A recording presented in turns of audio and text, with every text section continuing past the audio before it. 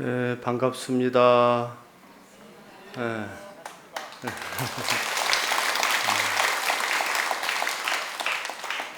박수 치시는 거 보니까 제가 그렇게 보기 싫은 사람은 아닌 모양이다. 고맙습니다. 오늘 날씨도 이렇게 덥고 그런데 또 법회 오시느라고 감사드립니다. 물건도 사는 사람이 있어야 또 장사도 잘 하듯이 법회도 들으러 와주는 분들이 계셔야 이 법회가 이루어집니다. 그래서 법문하는 스님도 고맙지만 법문 들으러 오시는 여러분들이 참 고맙습니다. 그래서 또 그동안에 우리가 근 한 달 이상 메르스 때문에 얼마나 참 고생이 많으셨는데 그래도 또 다 무사하게 잘 보내시고 또 이렇게 오셔서 감사드리고 또 늘 메르스의 누구의 잘잘못을 떠나서 이런 일이 있을 때 보면 똑같은 환경에 있어도 어떤 분들은 이렇게 감염이 되기도 하고 또 안 되기도 하는 것을 보면 평소에 면역력이나 이런 것이 참 중요하다는 생각이 듭니다. 그래서 평소에 108배 하시고 또 늘 마음을 맑게 하시면서 기도하시고 또 꼭 몸에 좋은 음식이라기보다는 우리 음식을 골고루 잘 섭취하시고 또 마음을 맑게 하시면 면역력은 걱정 없을 것 같습니다. 거기다가 또 광고가 될란가 모르겠습니다만 우리나라 좋은 홍삼이나 이런 것들도 좀 평소에 조금씩 갖춰서 드시고 그러면 면역력은 걱정 없을 것 같아요. 그러니까 앞으로 또 이런 메르스 같은 것이 또 있을 수도 있으니까 늘 그렇게 신경 쓰시고, 그러나 뭐니 해도 세균이나 병균이나 또 심지어는 암세포나 제일로 두려워하는 게 열이라고 그래요. 열. 따뜻한 거를 제일 힘들어한다고 그럽니다. 몸이 병이 들려고 그러면 몸이 차지잖아요. 그래서 몸을 따뜻하게 하는 것이 제일로 중요한데 그러기 위해서는 찬 마음을 내지 말아야 돼요. 찬 마음을 내면 몸이 차집니다. 그러니까 될 수 있으면 찬 마음 내지 마시고 따뜻한 마음 내시는 거 그거를 잘 생각하세요. 따뜻한 마음이 뭔지는 여러분들이 잘 아실 거예요. 남을 미워하는 마음보다는 보살피는 마음 그런 것이 더 중요하니까 그런 거 늘 생각하시고 참 마음을 내지 않아야 몸이 차지지 않는다 이런 거 생각하시고 또 거기다가 또 좀 한의학적으로 얘기한다면 하체를 따뜻하게 해야 되는 거. 그래서 연세 드신 분들은 양말도 좀 귀찮아도 꼭 좀 신으시고 이왕이면 두껍게 좀 신으시면 더 좋겠고 그런 걸 귀찮아도 허리 아랫부분은 좀 따뜻하게 하시는 거 그거 좀 유의하시기 바랍니다. 그래서 오늘은 금강경 요약을 좀 말씀을 드리겠습니다. 원래 우리가 해보면 우리 강원에서도 금강경 다 마치는데 스님들도 한 석 달 걸리거든요. 그런데 사실 1시간 동안에 요약을 해가지고 얘기를 다 한다는 건 좀 무리가 있습니다. 그런데 또 여러분들이 평소에 금강경을 다 공부하셨고 그러셨기 때문에 중간 대략적인 줄거리만 말씀드려도 이해가 되실 것 같아요. 그래서 오늘 제가 드린 말씀 중에 한 가지 정도만 기억하시면 될 거예요. 다 기억하시려고 하지 마시고 그래서 한 가지 정도만 기억하시고 그렇게 하시면 될 것 같고 금강경이라고 하는 것이 굉장히 어려운 무슨 부처님의 진리나 법이 들어있다 이렇게 생각하면은 굉장히 어렵습니다. 그런데 수보리 라고 하는 부처님의 제자하고 또 부처님하고 두 분이 대화하시는 거, 대화하는 것을 옮겨놨는데 뭐 얘기들을 많이 한 것은 다 빼버리고 대략적인 것만 이렇게 하다 보니까 줄여서 하다 보니까 좀 어렵게 이렇게 써져 있는데 오늘 여러분들이 이해하기 쉽도록 제가 이 얘기하는 것처럼 풀어서 그렇게 말씀을 드리겠습니다. 제가 한 40분까지, 45분까지 해야 되나 모르겠네. 그러면 시간이 뭐 한 30분도 안 남았는데 얼마나 할 수 있을란가 모르겠습니다. 아무튼 그렇고 그러면은 지금부터 좀 말씀을 드릴 텐데 부처님께서 그 법문하시면서 제일로 많이 계셨던 데가 기원정사라고 그래요. 그 기원정사에서 뭐 여름 안거만 한 20번 나셨다고 그러니까 20년 정도를 그 기원정사라고 하는 절에를 가신 거예요. 거기서 법회를 이제 하시게 된 내용인데 이제 그 경전이 시작될 때 여시아문 이렇게 시작이 되죠. 나는 이와 같이 들었다. 누가 들었다는 얘기입니까? 아난존자 얘기죠. 아난존자가 부처님의 조카이면서 사촌 동생인가요? 사촌 동생이면서 부처님을 제일로 많이 오랫동안 시봉했습니다. 그래서 그분은 머리가 컴퓨터였다고 그래요. 부처님께서 말씀하신 것을 다 기억했다고 그럽니다. 그래서 나중에 부처님 돌아가시고 나서 서로 나는 이렇게 들었다, 나는 이렇게 들었다, 제자들의 의견이 서로 분분하니까 그럼 우리 그렇게 하지 말고 모여서 한번 의견을 통일하자 해가지고 1차 결집을 해요. 500여 명의 스님들이 모여서 결집을 하는데 그때 아난존자가 외우고 다른 스님들이 뭐 특별히 이상이 없으면 만장일치로 동의하면 그렇게 경전을 이제 완성했다고 그래요. 그렇게 해서 시작된 게 여시아무 나는 이와 같이 들었다 이렇게 시작하는데 금강경도 첫머리가 그렇게 시작이 됩니다.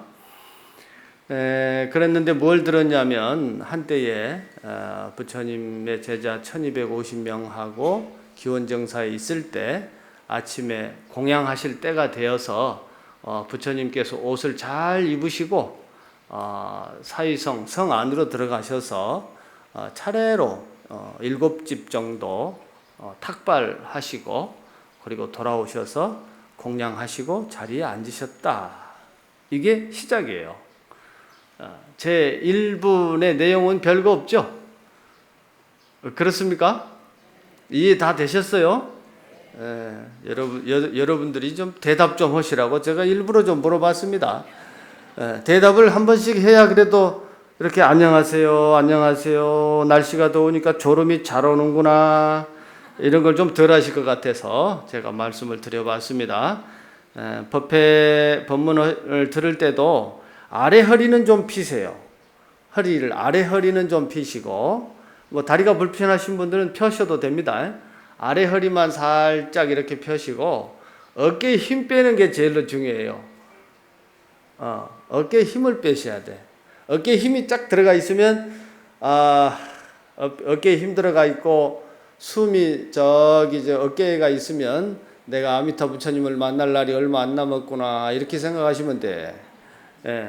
아직 조금 더 있다 만나고 싶으신 분들은 아래 허리를 펴시고 어깨에 힘을 빼시고 그리고 숨을 밑으로 내려야 돼요. 숨을 밑으로 내리는 것이 잘 안 되면 어떻게 해야 되냐면 아래 이렇게 허리를 딱 반드시 편 상태에서 어깨에 힘 빼고 그리고 항문을 살짝 조여보세요. 됩니까? 항문이 어디인지 모르는 사람 손 들어봐요. 다 아시네. 항문을 살짝 재면 거기가 아랫배라고 생각하시면 됩니다. 거기에 마음의 눈을 딱 두고 뭐 내 호흡이 그쪽으로 간다 생각하시고 이렇게 해야 돼. 뭐 더 정확하게 하려면 눈도 감아야 되고 뭐 이것저것 복잡한 게 있는데 그거 놔두고 어쨌든 아래 허리를 좀 펴시고 어깨에 힘 빼고, 그리고 마음의 귀를 저기 아까 내가 말한 항문 있는 그 부분에다가 귀가 거기 있다 생각하고 그쪽으로 들으신다고 생각하세요. 말은 이렇게 합니다만 잘 안 돼요. 그런데 그렇게 하세요. 이것이 여러분들이 수행하시는데 굉장히 중요한 얘기입니다. 우리 스님들이 이런 것도 좀 잘 안 가르쳐 주기도 하고 그래요. 정말로 수행하려고 하는 마음이 있는 사람만 가르쳐 주고 그러는데, 적외사 신도님들은 다 이렇게 이미 선근이 다 많으신 분들이니까 이런 정도는 알고 계셔야 돼요. 그래서 어쨌든 그리고 귀가 거기 아랫배에 있는 데 있다 생각하시고 들으시고, 또 젊으신 분들은 혓바닥 끝을 입천장에 보면은 꺼끌꺼끌한 데가 있어요. 거기가 침이 나오는 부분인데 거기에다 딱 대고 들으시면 더 좋아요.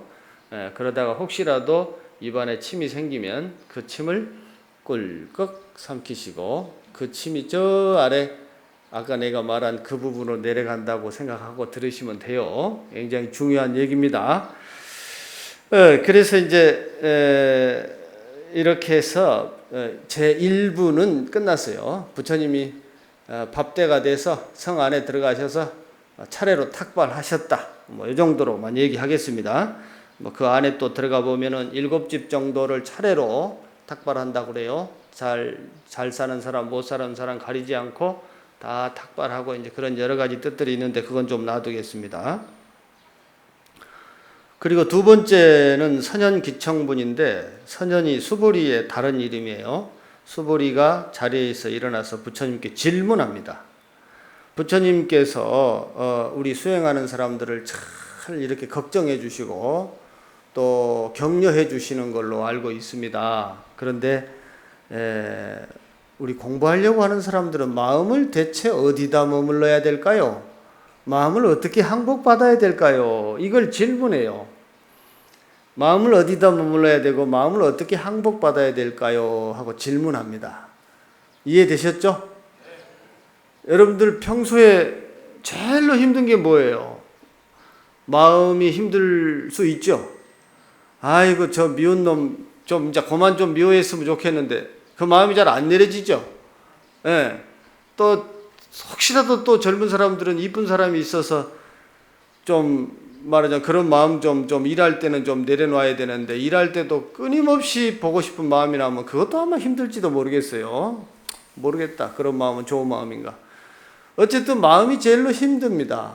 그래서 마음을 내 마음대로 안 되는 거, 그래서 수행하는 사람들이 마음을 좀 마음대로 했으면 좋겠다 이런 생각이 있을 수 있어요. 그래서 마음을 항복받고 싶은 거예요. 그래서 마음을 어떻게 좀 하면 항복받을 수 있을까요?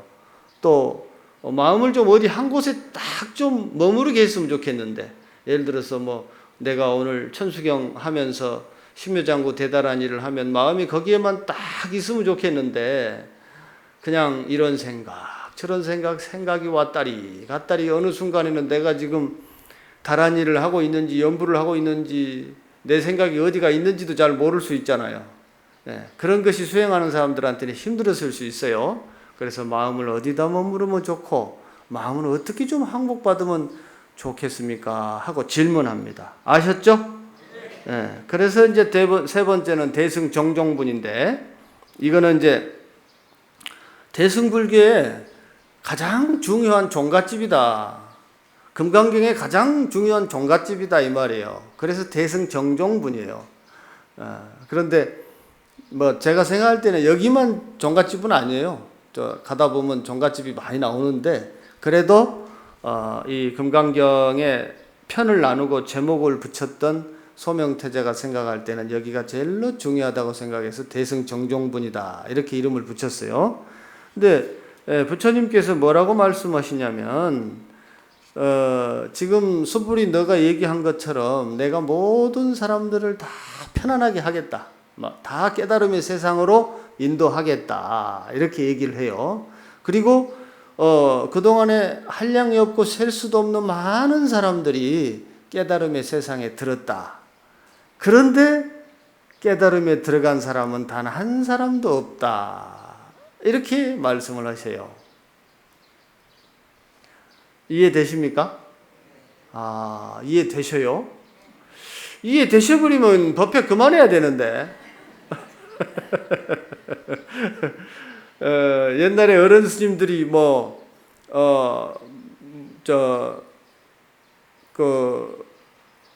진흙으로 만든 소가 물속에 들어가서 불을 뿜는 소식을 알겠느냐?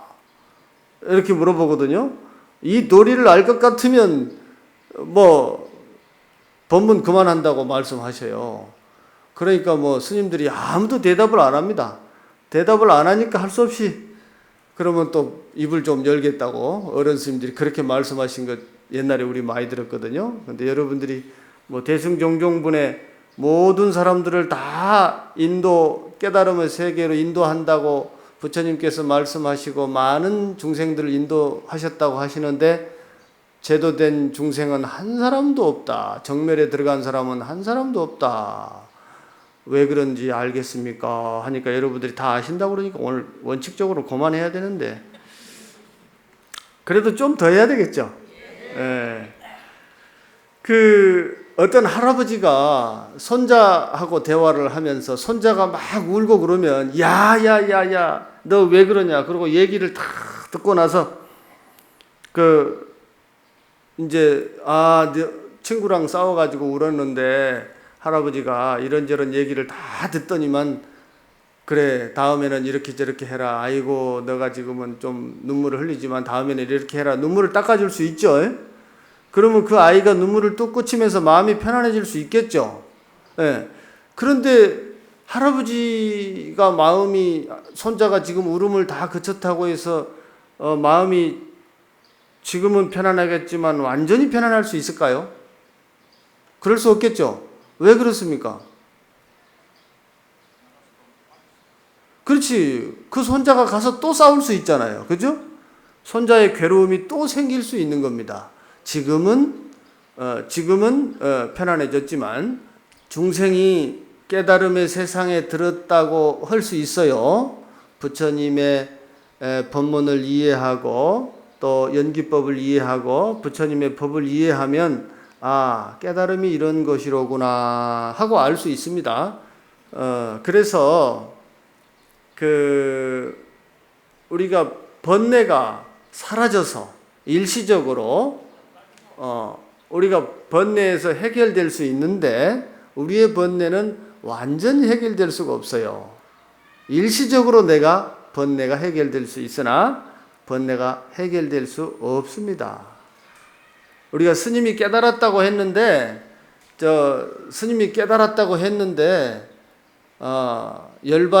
깨달음을 열반이라고 얘기하지 않습니까? 정멸의 세계라고 얘기한단 말이에요. 그런데 깨달은 스님들은 많이 나오는데 진짜 깨달았다고 하는 스님은 한 사람도 없다. 이 얘기예요. 부처님 말씀이. 그거 좀 앞뒤가 안 맞는 얘기 아니에요? 오늘 시간이 없으니까 설명은 길게 할 수 없고 왜 그러냐면 내가 마음이 편안해졌어요. 그런데 지금 보살님이 불편해가지고 막 목마르고 그러면 내 마음이 어떻겠어요?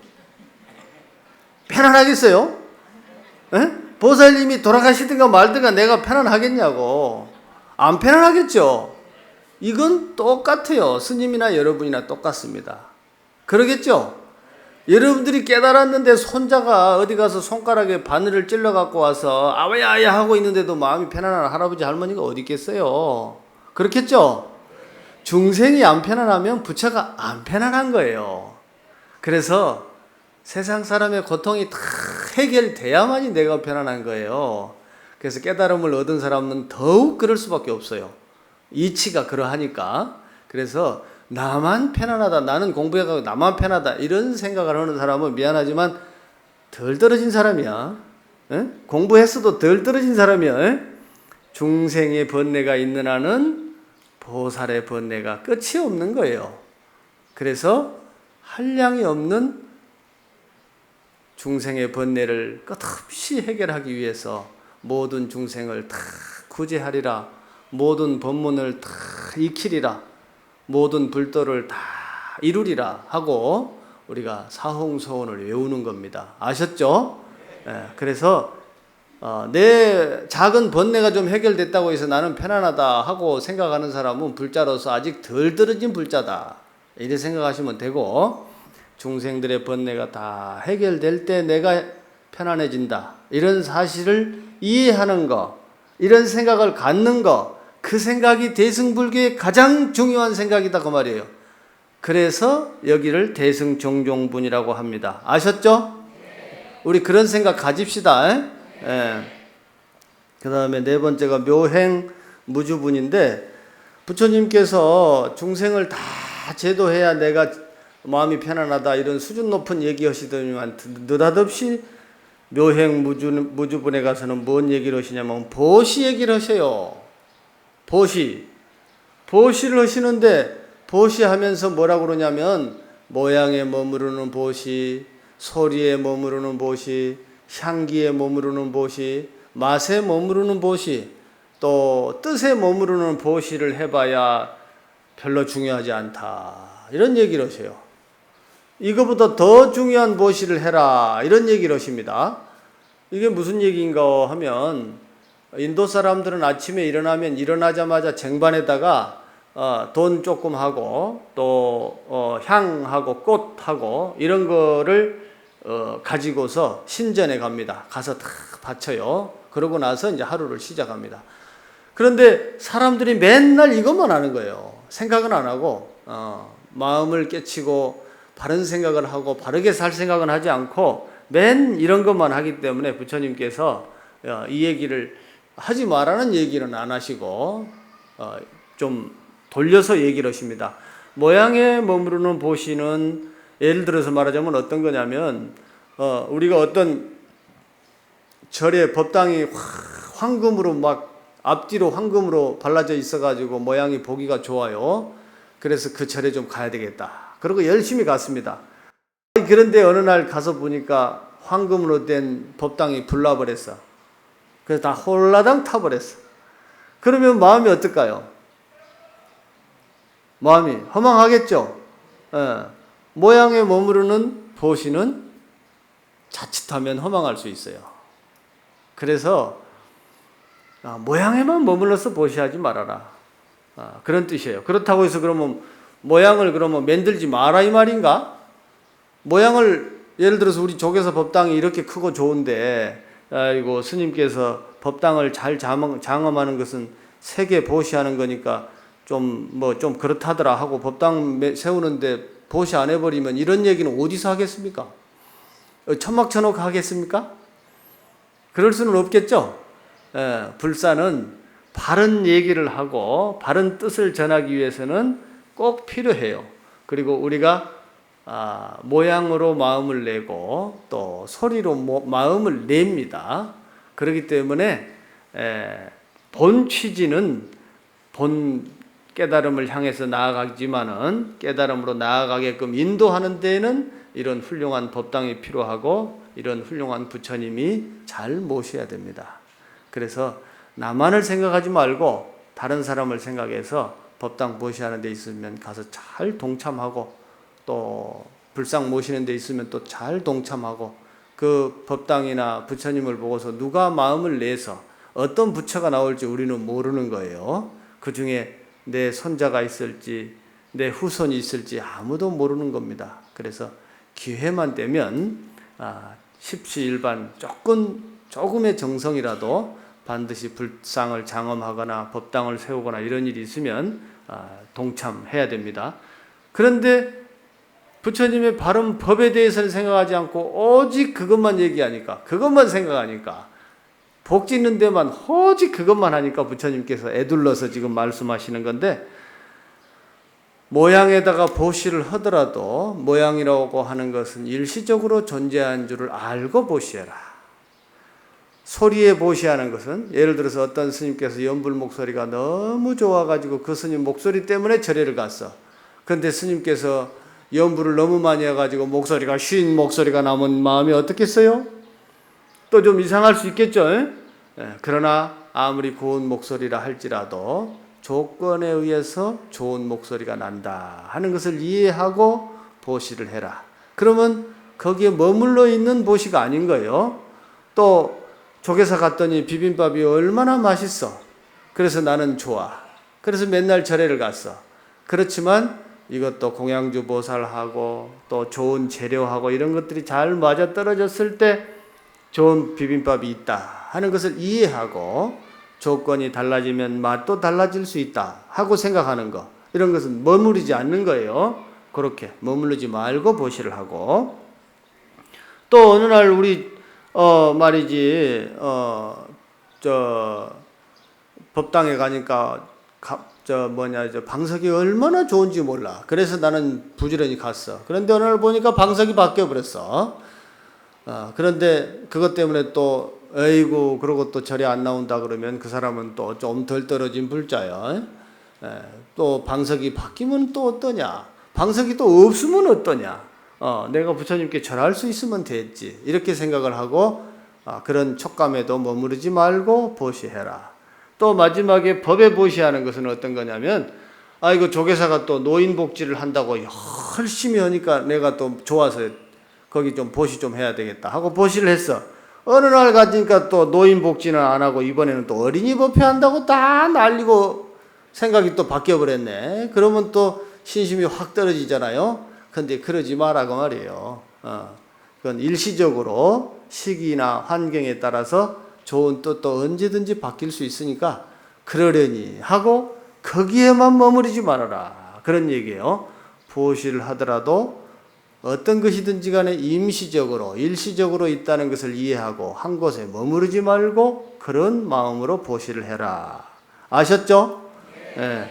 그 다음에 다섯 번째가 열이 실견분인데, 부처님께서 이제 또 수준 높은 얘기도 하시고 보시도 하시고 그러더니만은 사람들이 부처님 그러면은 앞에 여러분들이 보시다시피 얼마나 부처님의 눈도 멋있으시고 또 귀도 크시고 몸도 훌륭하시고 참 장엄대에 계시죠.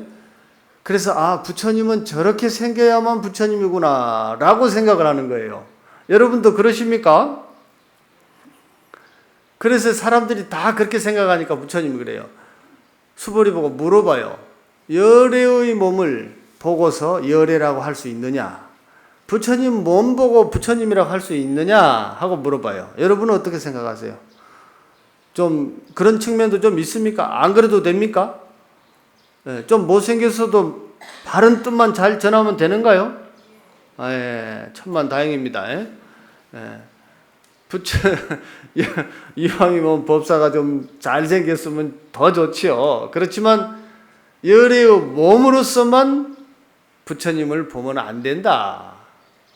세상에 있는 모든 것은 범소유상 계시허망 약견재상이니 즉견열애라, 이런 얘기 들어보셨죠? 또 졸리고 그러니까 노래 한번 하고 할까요? 허리 좀 펴시고 합장하시고 눈 지그시 감으셔도 됩니다.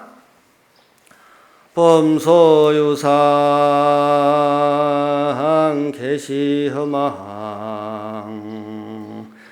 약견재상 즉견열애로구나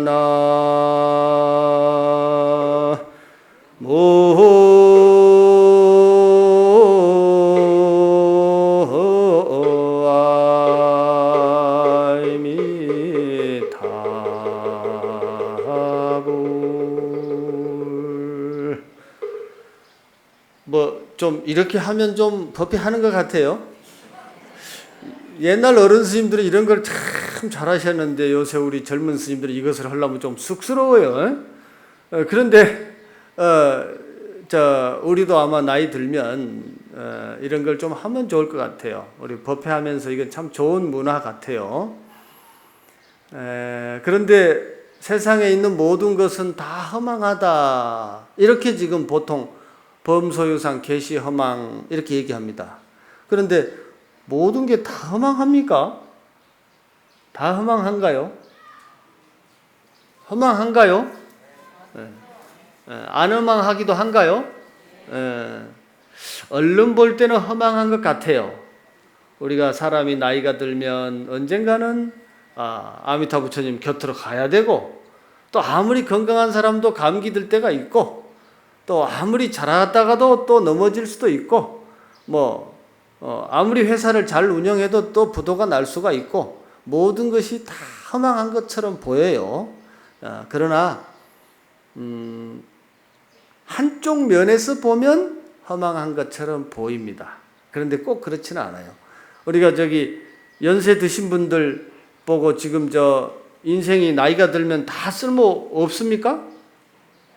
어떻습니까? 안 그렇죠?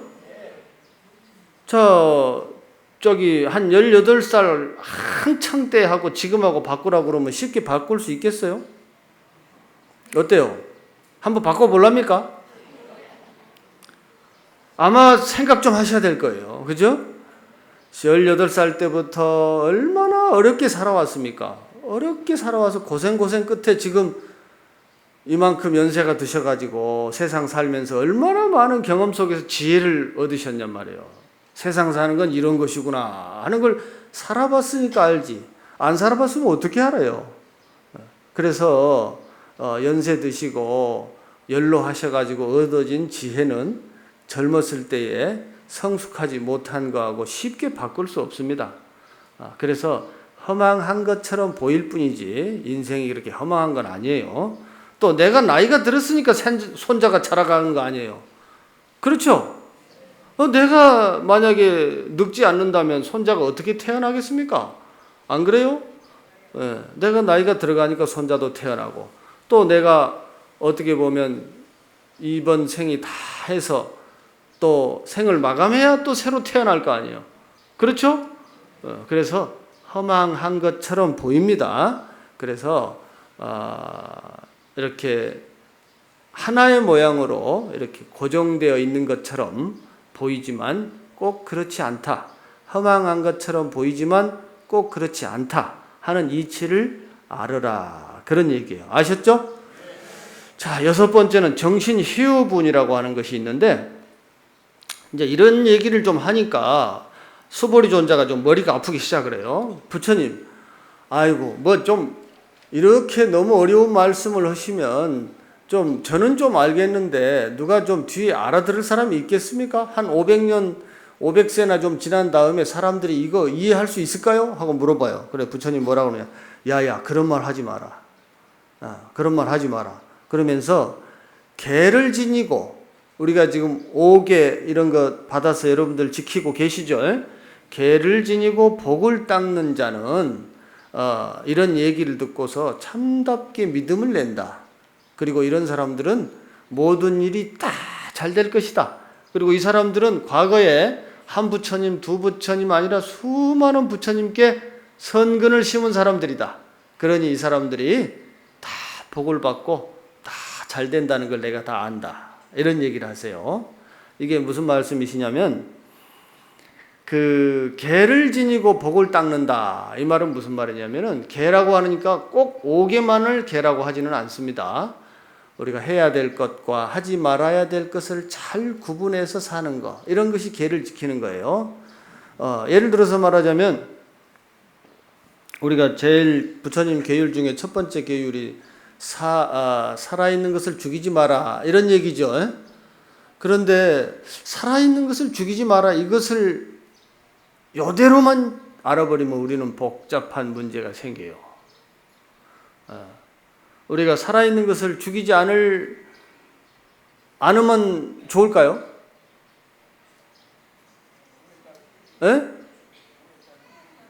상황에 따라서 달라야 되겠죠? 메르스는 예를 들어서 세균이라면 살아있는 거예요? 죽은 거예요? 살아있는 그놈을 죽여야 되겠습니까? 살려야 되겠습니까? 그놈은 죽여야 되겠죠? 이제 법당에서 내가 죽여야 된다고 말하니까 좀 그렇네. 살생이라고 하는 것은 가려야 되는 거예요. 죽여야 될 것과 살려야 될 것을 구분할 줄 아는 눈이 있어야 되지, 죽이지 마라고 그랬다가도 모든 걸 다 안 죽이면 어떻게 되겠어요? 복잡해져 버려. 어떤 놈이 우리 정신이 좀 이상한 놈이 말이지, 스님이 자꾸 놈놈했으니까 좀 그렇네. 근데 험악한 걸 표현할 때는 좀 그런 단어를 써야 좀 일이 잘 되더라고요. 어떤 사람이 좀 정신이 잘못돼가지고 뭐 이상한 무기를 하나 들고서 막 여기저기 설치고 다니면서 많은 사람을 만약에 죽인다. 그러면 저기 죽이지 말라고 소리만 쳐야 되겠습니까? 그 한 사람을 가서 어떻게 해야 되겠습니까? 예? 한 사람을 어떻게 해야 되겠죠? 그렇게 해서 다 살려야 되겠죠? 예? 예. 그래서 부처님께서 살생을 하지 마라 이런 얘기를 하시기는 하셨지만 살아있는 것을 다 죽이지 말라는 얘기가 아니고 해야 될 것과 하지 말아야 될 것을 잘 분별해라 이런 얘기예요. 도둑질도 마찬가지예요.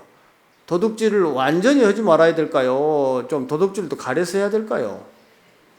가려서 해야 됩니까? 이거는 좀 대답하기가 좀 그렇죠. 예.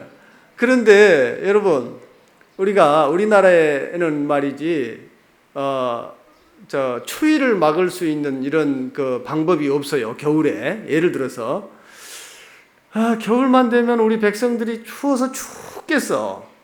그런데 문익접이라는 학자가 말이지, 중국에 가보니까 솜이라고 하는 것이 좋은 게 있거든. 근데 그 솜을 가지고 이렇게 말이야, 옷을 해 입으면 겨울에 따뜻해. 근데 우리나라에는 솜이 없어. 근데 저놈은 모카씨를 좀 가져가야 되겠는데, 나라에서 모카씨를 아무리 달라고 해도 안 준단 말이야. 저 모카씨만 좀 가져가서 살리기만 하면 우리가 겨울을 나겠는데, 모카씨를 어떻게 좀 훔쳐와야 되겠습니까? 훔치지 말아야 되겠습니까? 여러분들 참 대단하셔.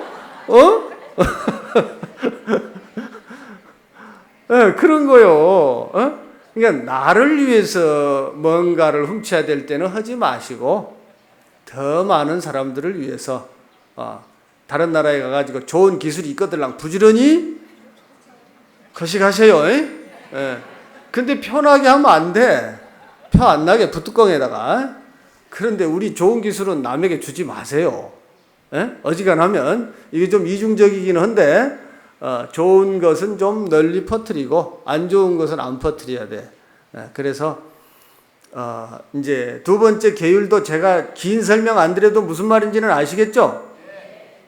세 번째는 또 사랑을 하지 말라는 얘기인데 사랑을 안 하면 어쩌란 얘기요?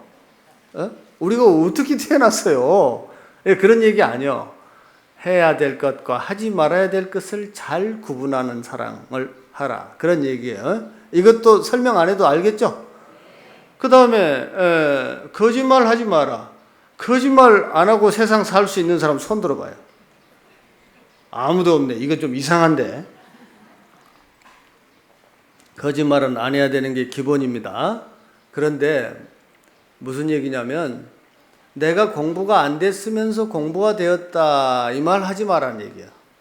내가 공부가 안 돼서 수행을 해서 깨달음을 얻지 않았는데 난 깨달았다고 얘기해버리면 그 사람은 계속 거짓말을 해야 돼. 끊임없이. 그래서 거짓말 하지 마라. 수행하면서 안 됐는데 하는 것을 대망어라고 그래요. 그 거짓말 하지 마라는 얘기고, 거짓말은 하지 말아야 되는 것이 아니고 잘 해야 됩니다. 잘 해야 되는 거 아시겠어요? 예를 들어서 직장 선배님의 집을 방문하게 됐는데 어떻게 하다가 식사 때 막 직전이거나 뭐 시간이 좀 지난 때에 방문했어요. 그랬는데 밥 먹고 왔냐고 물어보면 어떻게 대답을 해야 됩니까? 예? 안 먹었다고 해야 됩니까? 또 어떤 음식을 먹었어. 근데 맛이 영 이상해. 예? 그런데 맛있어요? 그러고 물어보면 뭐라고 그래야 됩니까? 거짓말이 뭔지 알겠죠? 예. 해야 될 것과 하지 말아야 될 것을 잘 구분하는 거. 그 다음에 다섯 번째는 술 먹지 말라는데 그것도 요령껏 하세요. 될 수 있으면 안 하는 게 좋습니다. 특히 수행하는 사람은 술은 삼가는 게 좋아요. 술을 먹게 되면 몸이 흐려져요. 탁해져요. 그렇게 해가지고 선정을 방해합니다. 그래서 내가 선정을 닦는 수행을 하는 사람, 수행하는 사람들은 될 수 있으면 술은 멀리 하는 게 좋습니다. 그러나 또 이제 어디 좋은 잔치집에 가가지고 다 한 잔씩들 받아가지고 건배 같은 거 하는데 나는 술 안 먹어요. 이런 좀 덜 떨어진 불자가 있으면 안 되겠죠. 그럴 때는 좀 흉내라도 같이 내주는 센스가 있어야 되겠죠. 그래서 계율은 우리가 해야 될 것과 하지 말아야 될 것을 잘 구분해서 세상을 잘 살으라는 얘기지 계율 지키다 죽으라는 얘기가 아니에요. 그런 줄 아시고, 그래서 계를 지키고 복을 닦는 자는 부처님의 이런 근본적 이치를 가르쳐주는 얘기를 듣고서 바른 믿음을 낸다. 그런 말씀을 여기서 하고 계십니다. 근데